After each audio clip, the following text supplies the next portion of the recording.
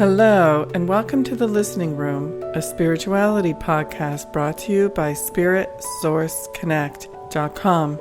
My name is Suzanne Goulet, and what you're about to listen to is a radio show that was previously broadcast on January 17th, 2010, just days after a massive earthquake hit the tiny country of Haiti.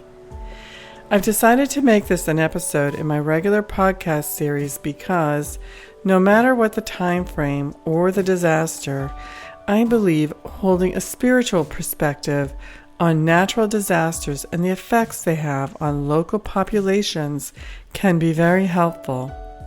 Also, at the conclusion of the broadcast is a guided visualization which can be used to inspire and support any area of the world you choose to focus on to lift them to a higher and a better place than where they are now. Enjoy.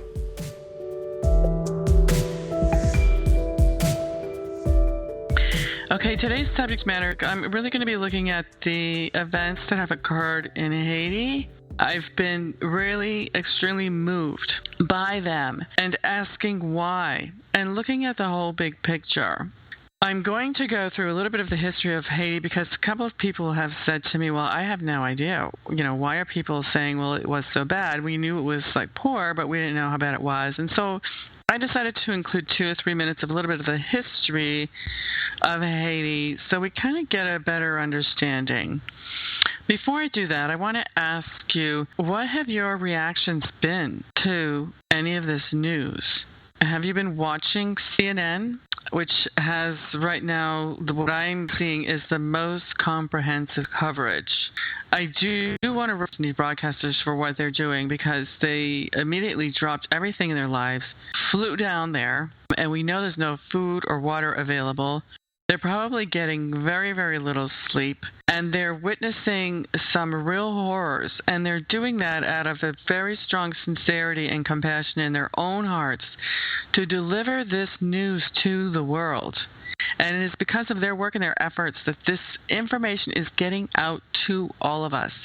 And it's pretty incredible stuff.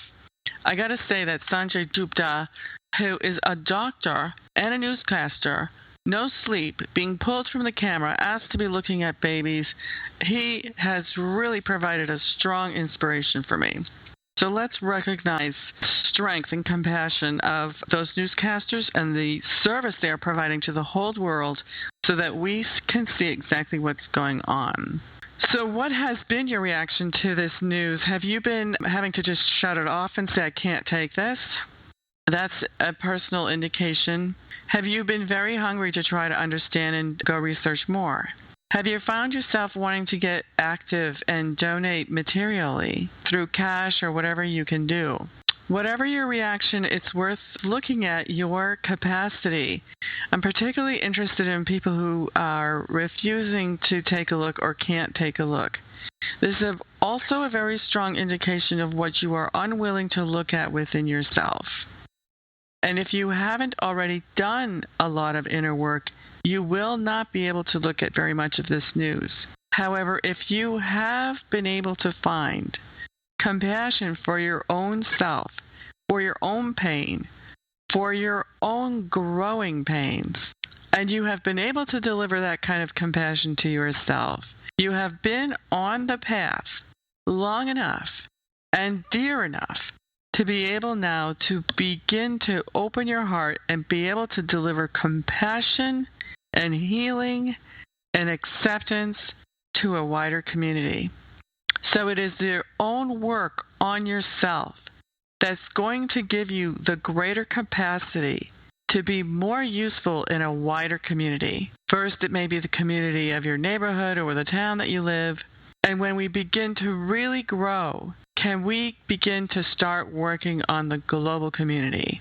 And I think we are all heading in that direction. So if you are just starting on your spiritual path, congratulations for waking up. I encourage you to continue your work and continue your own personal healing.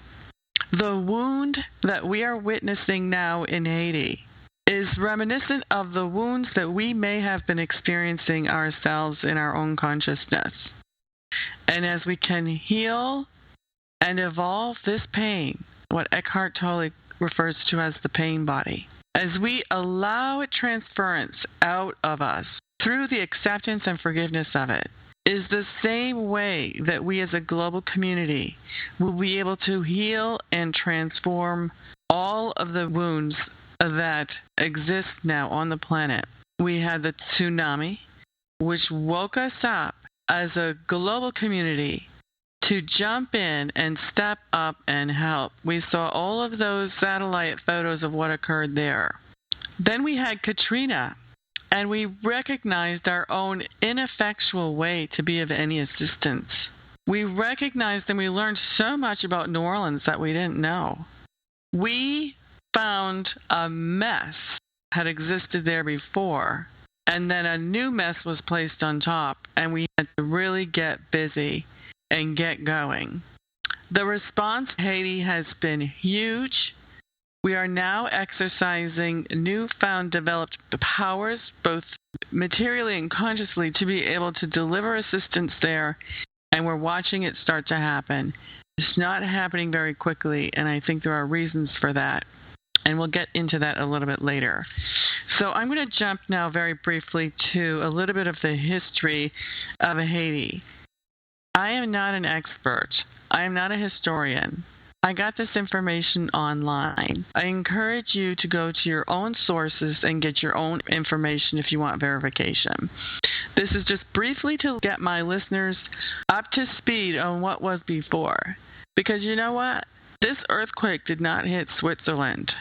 It did not hit Miami. It did not even hit Costa Rica. It hit Haiti, the poorest country in the Western Hemisphere that has been struggling since its inception. And it didn't hit Haiti in the hillsides and the farmlands. It hit in Port-au-Prince, a population extending beyond 3 million. Do you know that that's the equivalent of the city of Chicago? We're not talking about a little town in East Texas. We're talking about a city the size of Chicago. And 1 million people are homeless. And all of that cement construction just came tumbling down. Okay, so a little bit of the history. Haiti at one time was one of the richest colonies in the Americas. I think the Spanish were in there, and then it became a French colony, was very wealthy, and they imported just shiploads and shiploads of slaves from Africa. The slaves gathered themselves together and fought back and revolted in 1804 and completely took over the country and became the first ever black republic. I think this is important because you're seeing the strength and the resilience of that population, and they are a powerful people, and they have a history of being that. After the French had gotten thrown out, they were again threatening to invade again, and so they had to compensate the French for so-called loss of land, and there was a debt that they had to pay, and that debt took 120 years for them to repay. And it started a cycle of debt dependency just even to survive. We're going to fast forward to 200 years later.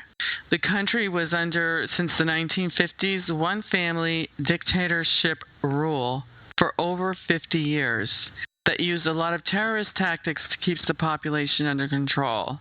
The wealthy did not pay any taxes, and what money was coming in, the government was using for themselves. So there was very little by the way of hospitals, schools, any kind of aid for the population, and the economic growth was concentrated only in the upper classes. Eventually, Jean-Bertrand Aristide was elected by a strong ground-up movement by the population. He was a former Catholic priest, and the people loved him. 2 months later, he was thrown out by the military, and the military went after his supporters. The next several years, I'll just tell you, is a mess between the military taking over and the people not really having any power whatsoever.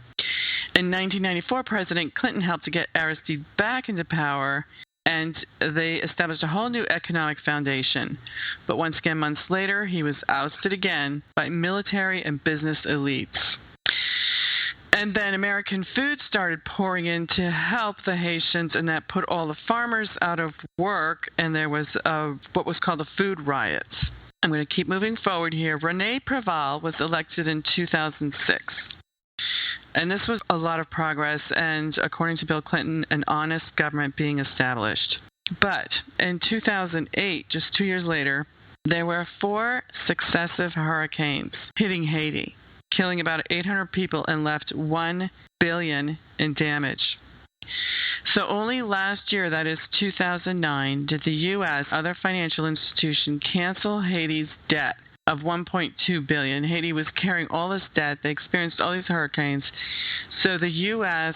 and the international banks canceled completely their debt, and that's huge progress. Huge progress, you guys, but that was only last year. And the UN appointed Bill Clinton as a special envoy for Haiti. So we were just in a place with an honest government, canceled debt. They were just being in the position where growth could occur. And now this earthquake. And like I said, it hit in the most populated area. You've seen the death and destruction going on. And we want to ask why. And I want to have us think about for a moment what happens in the process of growth. Isn't there often quite a lot of pain? I want to think about the Haitian people, and all this time, have you noticed how religious and hopeful these people are? I really see that they have been continuing to send out a strong prayer of hope and light. Every interview you see on TV, they're talking about God as God being the one that they rely on and that they are hopeful for, and they send their prayers out to constantly. This is really powerful stuff, and what I believe is that the Haitians have continued to raise their vibration. And via the law of attraction, they could only go up. And perhaps they were not going up fast enough. And perhaps we had a wound in the country of Haiti, a global wound, that really wanted to come into the light and be healed. And the opportunity now for that healing to occur is vast. So I believe after so much suffering, and also coupled with so much faith and so much prayer, that it was time. It was time for something big to happen. And unfortunately, many souls volunteered to leave. And there's a lot of suffering going on.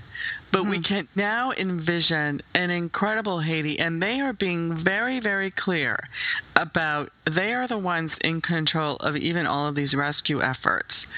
They have not allowed the U.S. to come in and say what they're going to do. And the U.S. has said, we are going to allow Haiti to direct us in the way that they see fit. So this is huge progress. So what is our role in this? We have our own heartfelt compassion to pour out and deliver to the Haitians. That's one half of it. The second half will be material support, and we can give what we can. There are a lot of ways to give, and you can find those on your own. And I want to be honoring the stars and the celebrities that have chosen, and some of the biggest ones out there. You know, Angelina Jolie and Brad Pitt have been in Haiti for a very long time, and in New Orleans. They are throwing themselves into the deepest, darkest wounds in so many parts of the world. I think we're seeing a major shift occur, and this is a global sentiment, where this kind of money, if it's not put to humanitarian purposes, what is its purpose? But we've seen people like Richard Branson, who's the owner of Virgin Airlines, Virgin Records, and there's 200 other kind of Virgin companies out there, who's a multi-billionaire. He has given half of his net worth to just research around global warming. That's a lot of money. And we've seen also Bill and Melinda Gates. He's left Microsoft. He's focusing all of his work on charity work. So we saw Ted Turner donate $100 million to the UN several years ago and call upon a lot of wealth out there to do the same. It's such an amazing tool. I love to see the Bill Clinton Foundation and the incredible work that they are doing around the world. And the biggest thing they've been able to do is to be able to cancel debt in so many countries. I'm going to focus this broadcast on the outpouring of compassion for Haiti, and then visualize the most beautiful, shining Caribbean island that can exist. The island is shared with the Dominican Republic, and their situation is completely different. There are huge real estate sales and vacation centers, and it's become a vacation destination for the wealthy. It's all the same island. So Haiti so desperately wants to heal, and we can participate in doing that. But there are always two ways to be approaching any situation, and one is internally and energetically, which is the cause. And the second is going to be on the outside and materially, which is the effect. And we want to stay in balance with those. There's a lot of people who are way too focused only on the energy and then don't take any action. And then there's a lot of people who are really heavily focused on the action and aren't doing any kind of the internal energy work. So we always want to be looking for balance. And in particular, with Haiti, if we think of ourselves as a global family, we want to be seeing this exactly like a small child, perhaps in another household in our neighborhood, that has had a rough time. And now it's time for our energy work, our inner energy work, which is a lot of acceptance and compassion. And then our exterior work and what they're telling us to do really is to be sending some cash. Even if $10, we can do it. So I like to focus on the inner work because I think that's where the majority of people avoid doing any work. It's just tough. It's hard. Some people are just really afraid to go in and look. But whatever, I was particularly emotionally very moved by what is going on here, because why these people when they already had such a tough time? And so what I found within myself was just continued compassion for any places within myself that had experienced some pain in the past or whatever. It's hard not to watch this stuff and to have your heart really be feeling it and emotionally feeling an outpouring. And I want to encourage everybody to be embracing this and allowing this energy to move and to flow. It'll be a flowing of, this really hurts, but I'm going to love it. And then I'm also going to be sending so much positive love and growth energy towards Haiti. And I like to put the color green on that. So we're looking at maybe like 15 minutes left. And I wanted to be able to have some time to lead people through a visualization. So let us call upon all the vision and light workers around the world now to hold a brand new vision for Haiti. Let's send out our highest frequencies to her and have complete trust and faith that our work is being received. That's a major, major point, is the ability to receive. And one of the things we saw on this airport in Haiti was that, they said it was like trying to send a bowling ball down a straw. There's so much aid that wants to come and it can't come. And we want to send a stronger ability to receive to Haiti. Envision her opening up her arms and receiving a tremendous amount of golden white light. Let's begin to see miracles occurring just left, right, and center everywhere. Have you been seeing the pictures of the babies being born there? There was one brand new mother with a new baby boy, healthy and perfect.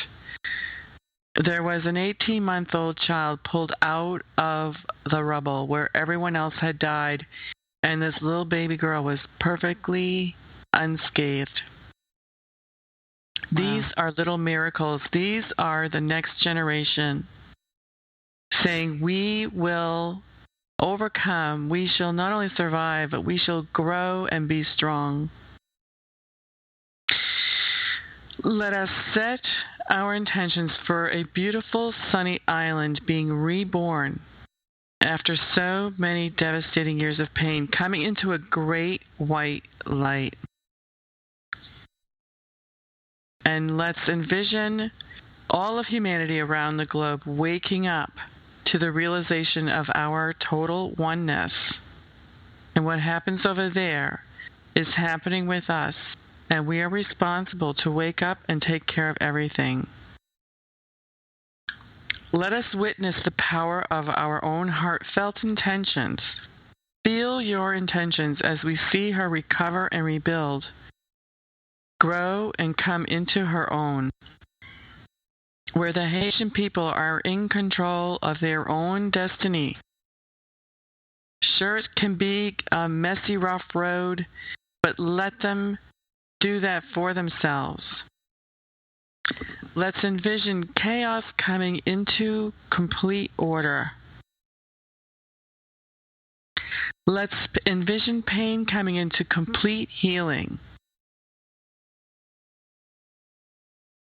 Let's envision oppression coming into a lot of freedom for the Haitian people, where their food and their music and their dancing and their culture can really start to come to life. Let's envision hunger coming into prosperity and plenty of food. Banquets and banquets of food. Poverty into prosperity. A new life and a new world for her as a nation. And for each individual that has suffered and yet remained in total prayer and in total faith. May all that faith be realized. Let us see Haiti as a very intimate part of our own selves, coming into the light. What you're feeling now in your heart when you are watching the news or you're hearing some news and you feel some pain in your heart, allow it to come into full expression and move into the light. You are assisting Haiti in this way. This is healing that has been ignored and denied. Your own healing and that of this little country trying to live. Let's see Haiti being accepted into the fold of the family and global family of compassion. Once again, allow your hearts to open and to feel. Allow release. Let the tears roll if you need to. You're helping energetically the whole world to transform. You know, you're probably wondering, well, how do you know that? You know, the scientists are just beginning to catch up with what nature already has had in place forever. The law of attraction. You know, the quantum physicists are proving that what you think and your intention actually affects cells and energy in another part of town or another part of the country. If you want to know more about this, you can see this movie called What the Bleep Do We Know? You can also read a book by Bruce Lipton called The Biology of Belief. How our beliefs and intentions actually affect ourselves and situations across the world. So do not take this prayer lightly. We are doing a lot of work. We are instilling the cause that will bring the healing. The Haitian people have demonstrated their willingness to change, their willingness to heal, their willingness to have faith in a higher power. The way that we contribute today and all days is by sending them our greatest heartfelt, compassionate intentions for a beautiful, prosperous, abundant, democratic, light-filled future. We are intricately interwoven with all experiences of humanity around the globe. We are seeing now that what was hidden is now being revealed. In the words of President Obama just yesterday, he said, we have a common humanity. We have a common responsibility. And we have a common compassion. So let us see now somehow that all the Haitian people's prayers are being answered, and that the world beyond their own government will now step in and assist to bring an end to intolerable situations, to bring the basics for survival and more. Let us all see the blessings of what we ourselves have and contribute both from an inner level and an outer level through our contributions. No matter how little you have, demonstrate your faith in your own ability to create more. Your own ability to create more by sharing what you do have. Hold these visions in your heart. Know that we are doing a great deal, that you are powerful beyond belief, as Spirit always tells me.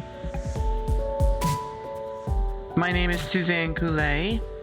My own website is spiritsourceconnect.com. So thank you for joining us, and let the winds of heaven be at your back.